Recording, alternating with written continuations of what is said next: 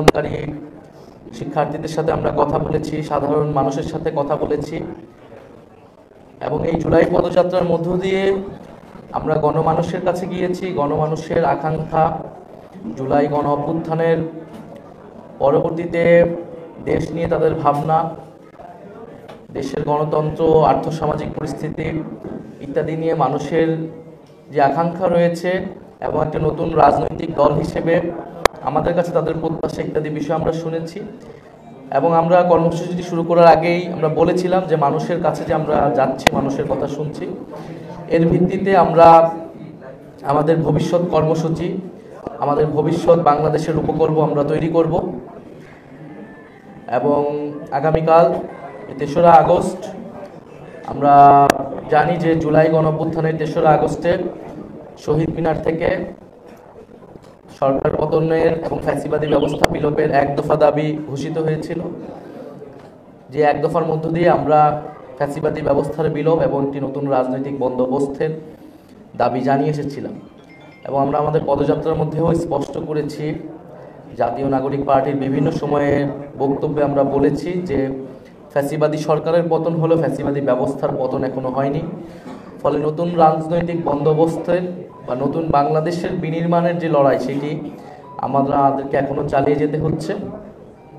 ফলে সেই নতুন বাংলাদেশের জন্য আমাদের যে কর্মসূচি, আমাদের যে রাষ্ট্র ভাবনা রূপকল্প, আমরা সেটি প্রকাশ করব আগামীকাল ৩রা আগস্ট ২০২৫। আমরা শহীদ মিনারে আমাদের এই যে দেশ গড়তে জুলাই পদযাত্রা, তার আনুষ্ঠানিক পরিসমাপ্তি হবে এবং আমাদের নতুন বাংলাদেশের ইস্তেহার পাঠ করা হবে, যেখানে জাতীয় নাগরিক পার্টির পক্ষ থেকে আমরা ভবিষ্যৎ বাংলাদেশের রূপরেখা এবং আমাদের কর্মসূচি আমরা ঘোষণা করব।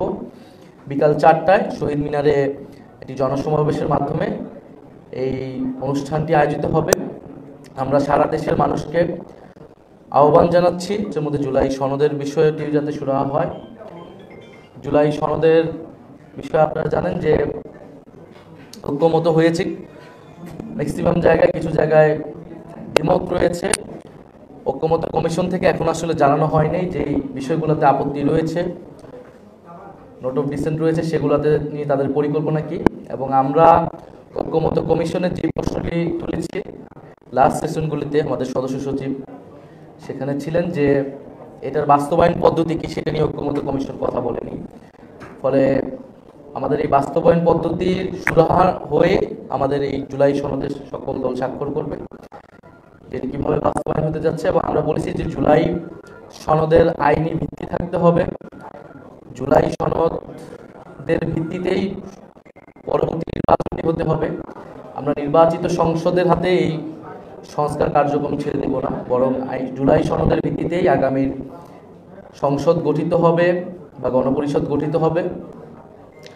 ফলে এবং এই অন্তর্বর্তী সরকারের সময় থেকে এই জুলাই সনদটি কার্যকর করতে হবে।